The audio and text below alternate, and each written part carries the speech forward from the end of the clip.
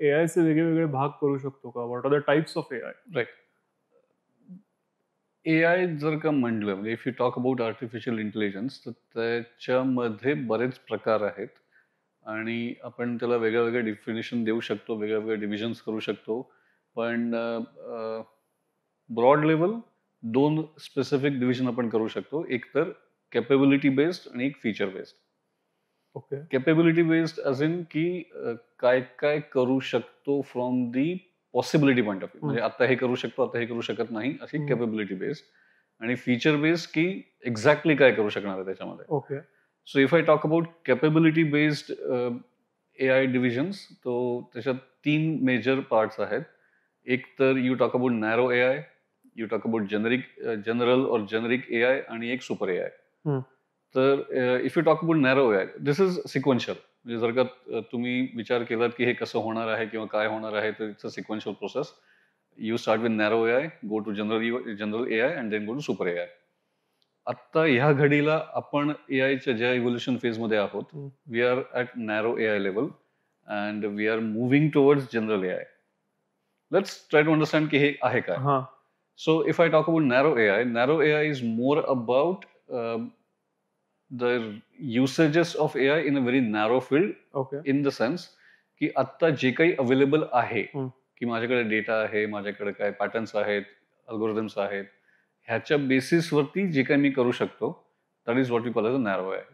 So focusing on narrow AI for a couple of minutes, की narrow AI is a primary basis of AI implementation. Okay. की माझ्याकडे data आहे, patterns आहेत, विचार करण्याची एक स्ट्रक्चर आहे, त्याच्यावरती फक्त मी प्रोसेसिंग जास्त फास्ट करून किंवा मोठ्या प्रमाणावर करून एक काहीतरी रिझल्ट आणून देऊ शकतो. Okay. That is what we talk about as narrow AI in simpler terms. Technical difference त्याच्या बऱ्याच मोठ्या क्लिष्ट आणि किचकट असू शकतात, but from a layman's point of view I think this should be sufficient to understand. General AI, if I talk about, तर general AIचं जनरल व्याख्या अशी दिली जाते की it will be behaving like a human being. Okay. Not in terms of the thoughts which run behind in our heads, त्या लेवलला नाही, पण ह्युमन इंटरॅक्शन जसे होतात, इमोशन्स असतात, त्या इमोशन्स आयडेंटिफाय करता येऊ शकेल. म्हणजे again I go back to ChatGPT again, की जर का मी आता ChatGPTला सांगितलं की give me a sad story, okay.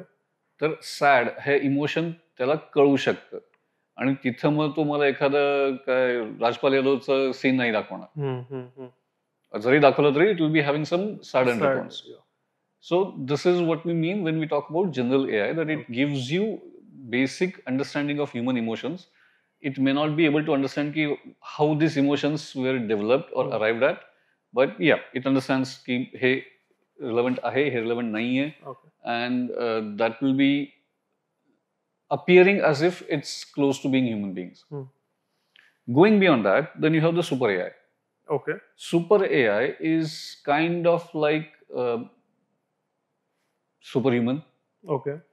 Ki human capabilities, but with all the backstory associated with that, at hyper speeds, the super AI machines will be able to do that.